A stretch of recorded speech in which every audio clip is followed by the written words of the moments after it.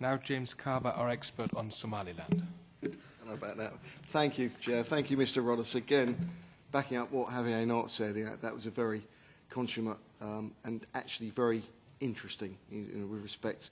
I listened to some of your colleagues and sometimes you're a bit, drifting off a bit, but that really was very interesting.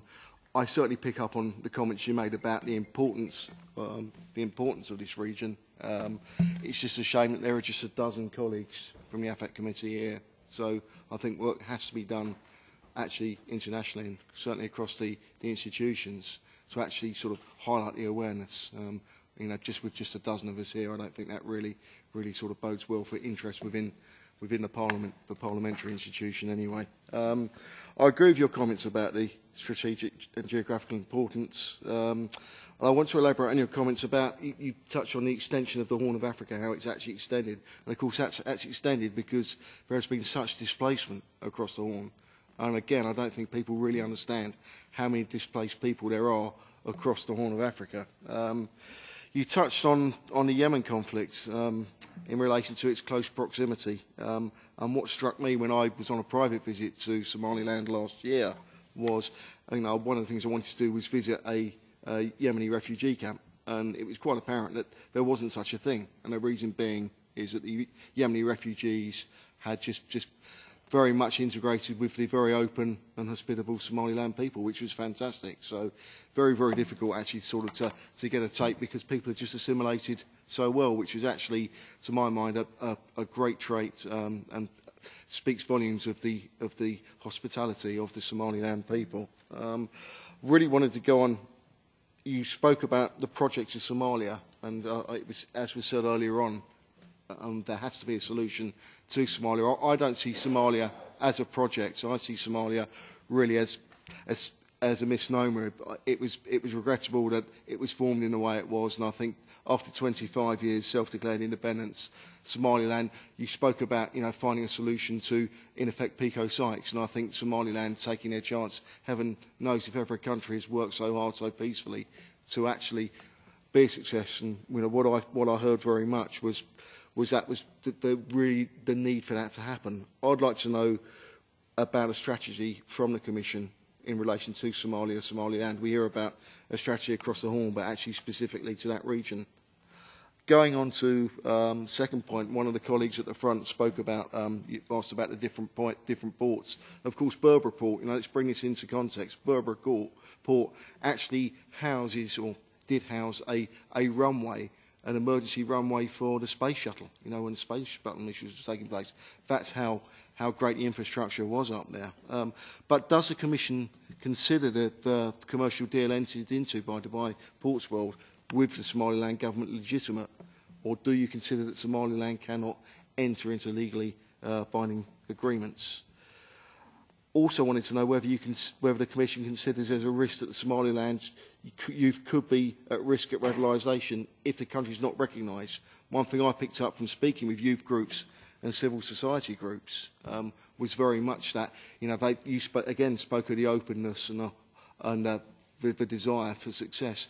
I really feel in Somaliland that can only come through international recognition. Could I have another minute, Chair?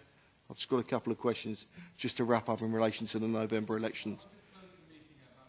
Okay, I will be quick. Okay, I'll move on very quickly. The European Union financial support for the Somaliland election, is it in effect de facto recognition, as none of the Somaliland political parties support reunification with the south of Somalia?